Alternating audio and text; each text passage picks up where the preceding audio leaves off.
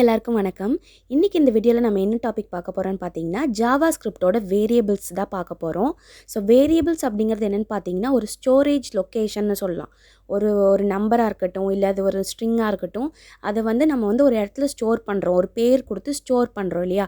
அதுதான் வேரியபிள்ஸ் அப்படின்னு சொல்லுவாங்க. ஸோ அது என்னென்ன மாதிரியெல்லாம் நம்ம யூஸ் பண்ணலாம் அப்படிங்கிறத இந்த டாபிக்ல நம்ம பார்க்க போறோம். ஸோ வேரியபிள்ஸ் யூசுவலா ஒரு 3 டைப்பா நம்ம டிக்ளேர் பண்ணி யூஸ் பண்ணலாம். ஒரு 3 கீவேர்ட்ஸ் வச்சு நம்ம அதை கிரியேட் பண்ணலாம். ஸோ அது என்னென்னு நான் இப்போ காமிக்கிறேன் உங்களுக்கு. ஒன்று பார்த்தீங்கன்னா var அப்படிங்கிற கீவேர்ட் யூஸ் பண்ணலாம் வேரியபிளாக டிக்ளேர் பண்ணுறதுக்கு var. இன்னொன்று பார்த்தீங்கன்னா let அப்படிங்கிற கீவேர்ட் யூஸ் பண்ணலாம். அப்படி இல்லைன்னா கான்ஸ்டன்ட்டுக்கு ஷார்ட் ஃபார்ம் const. ஸோ இந்த 3 கீவேர்ட் யூஸ் பண்ணியும் நீங்கள் ஒரு வேரியபிளை டிக்ளேர் பண்ணலாம். ஸோ வேரியபிளுங்கிறது என்ன, ஒரு வேல்யூவை ஸ்டோர் பண்ணி வைக்கிறதுக்கான ஒரு லொக்கேஷன் தான் வேரியபிள். சரிங்களா?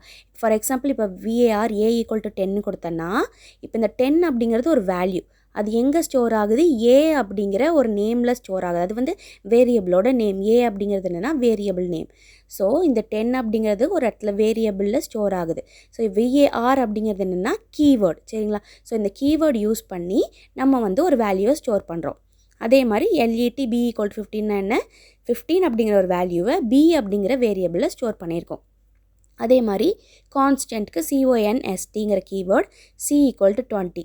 ஸோ இப்போ இது 3 இந்த கீவேர்ட் யூஸ் பண்ணியும் நம்ம வேரியபிள் வேல்யூ கொடுக்கலாம். அப்படி இல்லைன்னா ஜஸ்ட் நீங்கள் எதுவுமே கொடுக்காமையும் கொடுக்கலாம். இப்போ இந்த என்ன டிஃப்ரென்ஸ் சொல்கிறேன். இப்போ var பார்த்தீங்கன்னா 2014 வரைக்கும் அது var அப்படிங்கிற கீவேர்ட் மட்டும்தான் யூஸ் பண்ணிகிட்டு இருந்தாங்க. 2015 தான் இந்த let அதுக்கப்புறம் கான்ஸ்டன்ட் const அப்படிங்கிற வேரியபிள் அதாவது அந்த கீவேர்ட் யூஸ் பண்ணாங்க. ஸோ உங்களோட ப்ரௌசர் பழைய வெர்ஷனாக இருந்துச்சுன்னா var அப்படிங்கிறது மட்டும்தான் அக்செப்ட் பண்ணிக்கும். ஸோ x = 15 கொடுத்துருக்கல, இதில் நான் எந்த கீவேர்டுமே யூஸ் பண்ணல. ஸோ இந்த மாதிரியும் நீங்கள் வேரியபிள் டிக்ளேர் பண்ணலாம். இப்போ இந்த let அண்ட் இப்போ var a = 10 இருக்கு இல்லையா, அதுவும் கான்ஸ்டன்ட். இதுக்கெல்லாம் என்ன இன்னொரு டிஃப்ரென்ஸ்னு பார்த்தீங்கன்னா, var அண்ட் letல இருக்க வேல்யூஸை நீங்கள் சேஞ்ச் பண்ண முடியும். ஆனால் கான்ஸ்டன்ட்டில் இருக்க வேல்யூவை சேஞ்ச் பண்ண முடியாது. நான் எக்ஸாம்பிளோட காமிக்கிறேன்.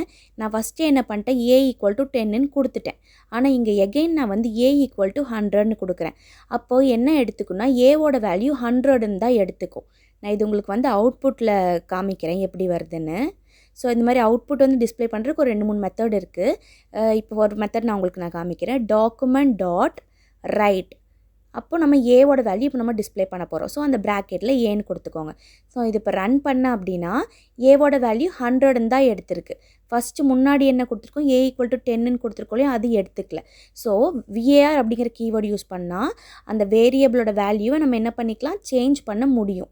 அதே மாதிரி letயும் அதே மாதிரி தான். b = 15ன்னு கொடுத்துருக்கேன். ஸோ இப்போ ரெஃப்ரெஷ் பண்ணுறேன். இப்போ அந்த b நான் இதுலேயும் சேஞ்ச் பண்ணணும். document.writeன்னு இருக்கு இல்லையா, ஸோ அதுலேயும் சேஞ்ச் பண்ணணும். ஸோ document.writeல இந்த இடத்துல bன்னு கொடுத்துக்கிறேன். ஸோ இப்போ என்னாகும், b ஃபஸ்ட்டே என்ன பண்ணியிருக்கோம், 15ன்னு கொடுத்துருக்கோம். மறுபடியும் என்ன பண்ணியிருக்கோம், b = 100ன்னு கொடுத்துருவோம். அப்போ என்ன ஆயிருக்கு, bயோட வேல்யூ 100ன்னு சேஞ்ச் ஆயிடுச்சு. ஸோ இதுதான் var அண்ட் let கொடுத்தோம்னா சேஞ்ச் பண்ண முடியும். இதே cவோட வேல்யூ பார்த்திங்கன்னா டிஸ்பிளே ஆகாது. ஏன்னா அது கான்ஸ்டன்ட் அப்படின்னா மாறாதுன்னு அர்த்தம். ஸோ கான்ஸ்டன்ட் c = 20ன்னு கொடுத்துட்டோன்னா அந்த வேல்யூ நம்ம மாற்றவே முடியாது. ஸோ அதனால c = 100ன்னு கொடுத்தனால அது cவை டிஸ்பிளே பண்ணலை. இதுதான் டிஃப்ரென்ஸ். கான்ஸ்டன்ட் அப்படின்னா அந்த வேல்யூவை எகெயின் நம்ம மாற்ற முடியாது. இதே மாதிரி x = 15 கொடுத்தாலும் இது இப்போ அக்செப்ட் பண்ணாது. ஏன்னா முன்னாடியெல்லாம் நம்ம வேரியபிள் அது var அப்படிங்கிற கீவேர்டில் யூஸ் பண்ணியிருக்கோம் இல்லையா. ஸோ எய்தர் நீங்கள் என்ன பண்ணணும் அப்படின்னா, எய்தர் கீவேர்டு யூஸ் பண்ணி நீங்கள் வேரியபிளை டிக்ளேர் பண்ணணும். எல்லாமே நீங்கள் இந்த கோடிங் ஃபுல்லாகவே. அப்படி இல்லை அப்படின்னா நீங்கள் யூஸ் பண்ணவே கூடாது. இப்போ இது ரன் ஆகும் பாருங்கள். இப்போ எக்ஸோட வேல்யூ டிஸ்பிளே பண்ணி காமிக்கும். 15 காமிச்சிருச்சா. ஸோ எய்தர் என்ன பண்ணுங்கள், இப்போ varன்னு சொல்லி வேரியபிளுக்கு கீவேர்டு யூஸ் பண்ணிங்க அப்படின்னா எல்லா வேரியபிளுக்கும் நீங்கள் அந்த மாதிரி கீவேர்டு யூஸ் பண்ணணும். இப்போ நீங்கள் யூஸ் பண்ணல அப்படின்னா எங்கேயுமே யூஸ் பண்ணக்கூடாது. அப்போ தான் அது ரன் ஆகும். ஸோ இதுதான் டிஃப்ரென்ஸ். ஸோ நீங்கள் அந்த கீவேர்டு var let இல்லை கான்ஸ்டன்ட் அப்படிங்கிற கீவேர்டு யூஸ் பண்ணியும் வேரியபிளை டிக்ளேர் பண்ணலாம். இல்லைனா ஜஸ்ட் நீங்கள் x = 50 அந்த மாதிரி நேம் மட்டும் கொடுத்தும் டிக்ளேர் பண்ணலாம். ஸோ இப்போ இந்த document.write கொடுத்து அவுட்புட் டிஸ்பிளே பண்ண மாதிரி இன்னும் 2-3 மெத்தட் இருக்குது அவுட்புட் டிஸ்பிளே பண்ணுறதுக்கு. அது எப்படின்னு காமிக்கிறேன். ஸோ இப்போ வந்து ஒரு பேராகிராஃப் நான் க்ரியேட் பண்ணி அதில் நான் அவுட்புட்டை டிஸ்ப்ளே பண்ணி காமிக்கிறேன். இப்போ அந்த பேராகிராஃப்க்கு என்ன பண்ணணும், ஒரு ஐடி க்ரியேட் பண்ணிக்கணும். நேற்று நம்ம கிளாஸ்லேயே பார்த்தோம் இல்லைங்களா, ஸோ document.get element by ஐடின்னு. ஸோ அந்த மெத்தட் யூஸ் பண்ணியும் நீங்கள் அவுட்புட் டிஸ்ப்ளே பண்ணலாம். So document.get element by ID, என்ன ஐடி நேமு சாம்பிள். ஸோ நான் வந்து என்ன பண்ண போகிறேன், அவுட்புட்டை அந்த பேராகிராஃப்குள்ளே டிஸ்ப்ளே பண்ண போகிறேன். So document.get element by ID, ஐடியோட நேம் வந்து sample dot inner HTML equal to ஏன்னு கொடுக்கணும். சாரி, ப்ராக்கெட்டில் ஏ கொடுக்கக்கூடாது, டிஸ்ப்ளே ஆகாது, ஈக்குவல் டு ஏன்னு கொடுக்கணும். ஸோ அப்போ என்னாகும், இந்த பேராகிராஃபில் இதோட அவுட்புட் இப்போ ஏயோட வேல்யூ என்ன 10. அப்போ அந்த 10 அப்படிங்கிற இது அவுட்புட் வந்து எங்கே டிஸ்ப்ளே ஆகும், அந்த பேராகிராஃப் அப்படிங்கிற பி டேக் இருக்கு இல்லையா, அந்த டேக்குள்ளே வந்து உங்களுக்கு டிஸ்ப்ளே ஆகும். ஸோ இது சேவ் பண்ணிட்டு ரன் பண்ணி பாருங்கள். ஸோ இப்போ என்ன வந்து மிஸ்டேக் பண்ணியிருக்கோம் பார்த்தீங்கன்னா, ஆல்ரெடி விஆர் அப்படிங்கிற கீவேர்டு யூஸ் பண்ணியிருக்கோமா. ஸோ வந்து இந்த கீவேர்டு யூஸ் பண்ணாமல் இருக்க வேரியபிளை ரிமூவ் பண்ணிடுங்க, இப்போ ரன் ஆகும். ஸோ இப்போ சேவ் பண்ணிட்டு ரெஃப்ரெஷ் பண்ணிங்க அப்படின்னா ஏவோட வேல்யூ டிஸ்ப்ளே ஆயிடுச்சு. எங்கே டிஸ்ப்ளே ஆயிருக்கு, பி டேக்குள்ளே, அதாவது பேராகிராஃப் டேக்குள்ளே உங்களுக்கு வந்து அவுட்புட் டிஸ்ப்ளே ஆயிருக்கு. ஸோ இதை document.writeன்னு நீங்கள் அவுட்புட் டிஸ்ப்ளே பண்ணலாம். அப்படி இல்லைன்னா இந்த மாதிரி ஒரு பேராகிராஃப் டேக்லேயோ இல்லை வந்து H1 டேக்லேயோ நீங்கள் வந்து அவுட்புட்டை டிஸ்ப்ளே பண்ணலாம். இன்னொரு மெத்தட் பார்த்தீங்கன்னா, நேற்று அலர்ட் பாக்ஸ்னு ஒன்று பார்த்தோம் இல்லைங்களா, ஸோ அதுலேயும் நீங்கள் அவுட்புட் டிஸ்ப்ளே பண்ணலாம். நீங்கள் ஜஸ்ட் வெறும் அலர்ட்னு கொடுக்கலாம், இல்லை window.alertனு கொடுக்கலாம். ரெண்டுமே ஒரே மாதிரி தான் அவுட்புட் காமிக்கும். ஸோ இப்போ window.alertல ஏ டிஸ்ப்ளே பண்ணுறேன். ஸோ ஏவோட வேல்யூ என்ன, அது வந்து இங்கே இருந்து அலர்ட் பாக்ஸில் டிஸ்ப்ளே ஆகும் 10 அப்படின்னு. ஸோ இதே மாதிரி விண்டோ கொடுக்காம ஜஸ்ட் நீங்கள் அலர்ட் கொடுத்தாலும் சேம் உங்களுக்கு இதே மாதிரி தான் டிஸ்ப்ளே ஆகும் அவுட்புட்டு. ஸோ அந்த விண்டோவை ரிமூவ் பண்ணிடுங்க. அலர்ட் ஏன்னு இருக்கு இல்லையா, ஸோ இதை சேவ் பண்ணிட்டு மறுபடியும் ரன் பண்ணி பாருங்கள். சரி, இப்போ நான் பி வேல்யூ உங்களுக்கு காமிக்கிறேன், அலர்ட் பி. ஸோ உங்களுக்கு அலர்ட்டில் பியோட வேல்யூ டிஸ்ப்ளே ஆகும்.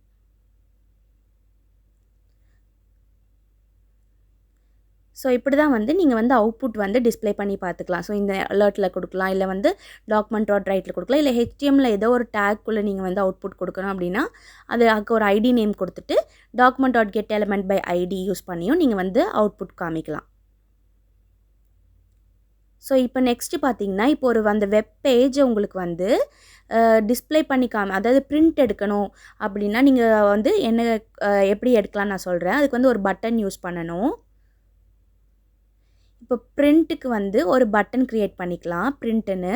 அப்போ அந்த பிரிண்ட் கிளிக் பண்ணால் என்னாகும் அப்படின்னா உங்களுக்கு அந்த வெப் பேஜே வந்து உங்களுக்கு பிரிண்ட் எடுக்கிற மாதிரி வரும். அது எப்படின்னு பார்க்கலாம். ஃபஸ்ட்டு ஒரு பட்டன் க்ரியேட் பண்ணிக்கோங்க. பட்டனுக்கு வந்து பிரிண்ட் அப்படின்னு கொடுத்துக்கோங்க. ஸோ இப்போ இதை வந்து கிளிக் பண்ணால் எனக்கு அந்த வெப் பேஜ் வந்து பிரிண்ட் ஆகணும். அப்படிங்கிறத எங்கே கொடுக்கணும் அப்படின்னா on click equal to window.print அப்படின்னு ஒரு மெத்தட் இருக்குது இதில், window.print. ஸோ இந்த மெத்தடு நீங்கள் வந்து அதாவது கால் பண்ணுறது மெத்தடு கால் பண்ணிங்க அப்படின்னா ஆட்டோமேட்டிக்காக அந்த பேஜ் வந்து உங்களுக்கு பிரிண்ட் ஆகும். பி வந்து ஸ்மால் லெட்டரில் போடணும். window.print on click equal to window.print அப்படிங்கிற மெத்தட் கொடுத்தீங்க அப்படின்னா இப்போ இந்த பிரிண்ட்டுங்கிறத கிளிக் பண்ணிங்கன்னா ஸோ இந்த வெப் பேஜே உங்களுக்கு பிரிண்ட் எடுக்கிற மாதிரி வந்துடும். ஸோ இப்போ இந்த மாதிரி இருக்கும். ஸோ இந்த டெஸ்டினேஷனில் நீங்கள் பிரிண்டர் செலக்ட் பண்ணிங்கன்னா அந்த பேஜே உங்களுக்கு வந்து பிரிண்ட் எடுத்துக்கலாம். ஸோ இந்த மாதிரி window.print அப்படிங்கிற மெத்தட் யூஸ் பண்ணலாம். உங்களோட வெப் பேஜை பிரிண்ட் எடுக்கிறதுக்காக ஒரு பட்டன் கிளிக் பண்ணால் பிரிண்ட் கொடுக்கணும் அப்படின்னா இந்த மாதிரி கொடுக்கணும். ஸோ இப்போ வந்து வேரியபிள்ஸ் பார்த்தாச்சு இல்லையா. நெக்ஸ்ட்டு வந்து டேட்டா டைப்ஸ். இப்போ இந்த A = 10 பார்த்தோம் இல்லையா. ஸோ நம்பர் மட்டும்தான் கொடுக்க முடியுமானா இல்லை, நீங்கள் வந்து ஒரு லெட்டர் கொடுக்கலாம், இல்லை வந்து செட் ஆஃப் லெட்டர்ஸ் அதாவது ஒரு வார்த்தை கொடுக்கலாம், இல்லை வந்து ஒரு சென்டென்ஸ் மாதிரியும் கொடுக்கலாம். ஸோ அதெல்லாம் தான் என்ன மாதிரியெல்லாம் கொடுக்கலாம் அப்படிங்கிறது இல்லை பார்க்க போகிறோம். இப்போ A = 10ன்னு கொடுத்துருக்கு. நான் 10 அப்படிங்கிறது என்ன நம்பர். ஸோ இந்த மாதிரி B = இப்போ ஒரு வேர்டு கொடுக்கலாம், இல்லை ஒரு லெட்டர் கூட கொடுக்கலாம். இது வந்து ஸ்ட்ரிங்குன்னு சொல்லுவாங்க. ஸ்ட்ரிங் வந்து ஒரு லெட்டர் இல்லை வேர்டு இல்லை வந்து ஒரு ஸ்டேட்மெண்ட்டாக கூட இருக்கலாம். அதுக்கப்புறம் வந்து பார்த்திங்கன்னா அரே. இப்போ A = என்னன்னா ஏக்கு ஒரே ஒரு வேல்யூ 10ங்கிறது மட்டும்தான். அதே மாதிரி பிக்கு ஒரே ஒரு வேல்யூ ரோஸ் அப்படிங்கிறது மட்டும்தான். ஆனால் இதில் சி பார்த்திங்கன்னா 3 வேல்யூ இருக்குது. இப்போது நிறைய ஒரே ஒரு வேரியபிளில் நிறைய வேல்யூ ஸ்டோர் பண்ணோம் அப்படின்னா அதுதான் அரே. இப்போ Cக்கு வந்து மொத்தம் 3 வேல்யூ இல்லை, ரெட் ப்ளூ க்ரீனு 3 வேல்யூ இருக்குது. இன்னொரு டைப் பார்த்திங்கன்னா ஆப்ஜெக்ட் அப்படின்னு சொல்லுவாங்க.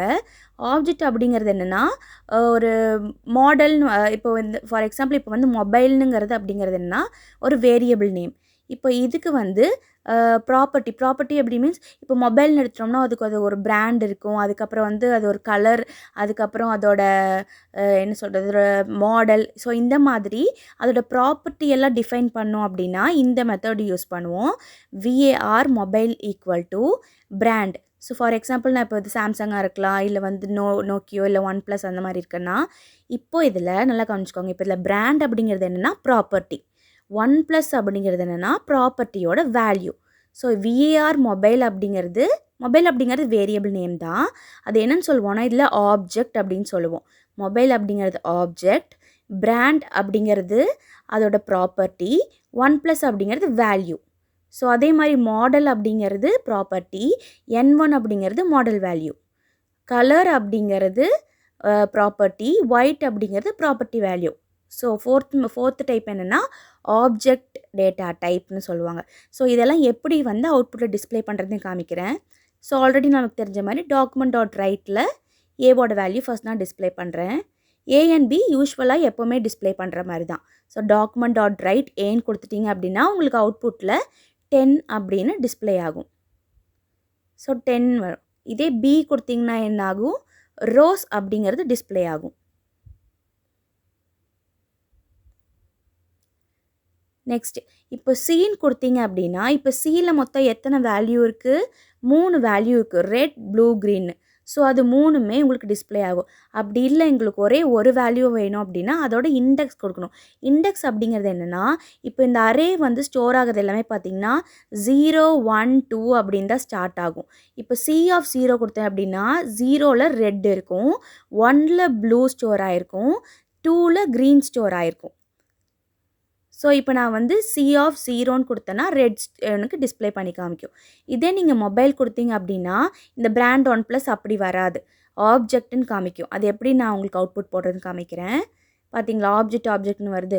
ஸோ இந்த மாதிரி ஆப்ஜெக்ட் டேட்டா டைப் யூஸ் பண்ணும்போது எப்படி அவுட்புட் டிஸ்பிளே பண்ணணும் அப்படின்னா, இப்போ இந்த மொபைல் அப்படிங்கிறது என்ன, அந்த வேரியபிள் நேம் இருக்கு இல்லையா, அதாவது ஆப்ஜெக்ட் டாட் உங்களுக்கு என்ன ப்ராப்பர்ட்டி டிஸ்பிளே பண்ணணுமோ அதை நீங்கள் எது கொடுக்கணும், மொபைல் டாட் பிராண்டுன்னு கொடுத்துட்டேன் அப்படின்னா பிராண்ட் என்னன்னு கொடுத்துருக்கேன், நான் வேல்யூ 1+ன்னு கொடுத்துருக்கேன், அதனால அந்த வேல்யூ டிஸ்பிளே பண்ணி காமிக்குது.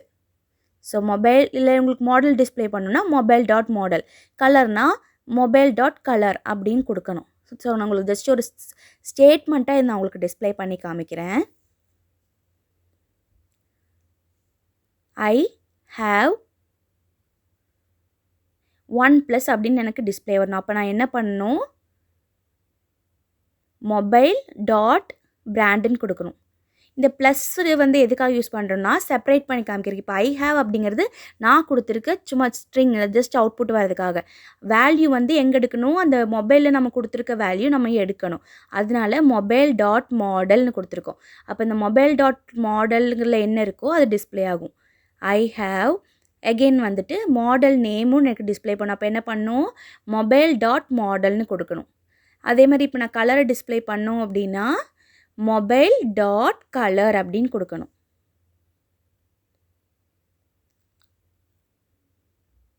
ஸோ அப்போ இந்த மொபைல் டாட் கலருக்கு என்ன வேல்யூ கொடுத்துருக்கணும் அது எனக்கு அவுட்புட்டில் வரும். Colour is mobile dot colour.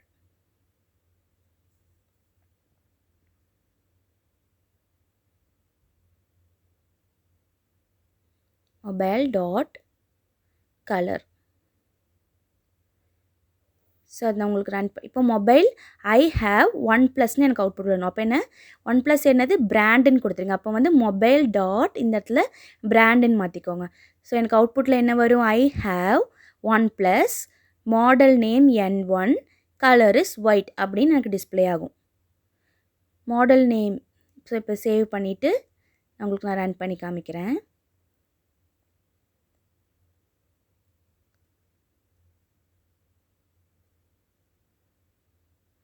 So நம்ம இங்கேயும் ஒரு மிஸ்டேக் பண்ணியிருக்கோம். ஸோ இங்கே இடத்துல I have mobile brand model name mobile dot மாடலுக்கு அப்புறம் அந்த ப்ளஸ் சைன் கொடுக்கணும். ஸோ அதுக்கப்புறம் நம்ம ஸ்ட்ரிங் யூஸ் பண்ணியிருக்கோம் இல்லையா கலர்ஸ்னு, ஸோ அந்த இடத்துலையும் ஒரு ப்ளஸ் கொடுத்துக்கோங்க. ஸோ இப்போ ரெஃப்ரெஷ் பண்ணிங்கன்னா டிஸ்பிளே ஐ ஹாவ் 1+. ஸோ இப்போ இங்கெல்லாம் ஒரு ஸ்பேஸ் கொடுக்கணும். ஐ ஹாவ் பக்கத்தில் ஒரு ஸ்பேஸ் அப்புறம் 1+. அப்போ இங்கே ஐ ஹாவ் ஒரு ஸ்பேஸ் கொடுத்துக்கோங்க. மொபைல் டாட் பிராண்ட்னா என்ன இருக்குது 1+ டிஸ்பிளே ஆகும். மாடல் நேம் மொபைல் டாட் வந்துச்சா ஐ ஹாவ் 1+ ஸ்பேஸ் எங்கெல்லாம் வேணுமோ அங்கே கொடுத்துக்கோங்க. I have 1+ model name N1 color is white. So இப்படி தான் ஆப்ஜெக்ட் டேட்டா டைப் யூஸ் பண்ணால் அதில் இருக்க வேல்யூஸை இப்படி தான் வந்து நீங்கள் அவுட்புட் டிஸ்பிளே பண்ணி காமிக்கணும். ஸோ இந்த கோடிங் வந்து போட்டு பாருங்கள். உங்களுக்கு இதில் வந்து ஏதாவது டவுட்ஸ் இருந்தால் வந்து கீழே கமெண்ட் பாக்ஸில் மென்ஷன் பண்ணுங்கள். அப்படி இல்லாட்டி என்னோடய இமெயில் ஐடிக்கு இது பண்ணுங்கள், மெயில் பண்ணுங்கள். இமெயில் ஐடியும் வந்து நான் என்னோடய டிஸ்கிரிப்ஷனில் கொடுக்குறேன். ஸோ அதில் மெயில் பண்ணுங்கள். உங்களெல்லாம் நெக்ஸ்ட் வீடியோவில் மீட் பண்ணுறேன்.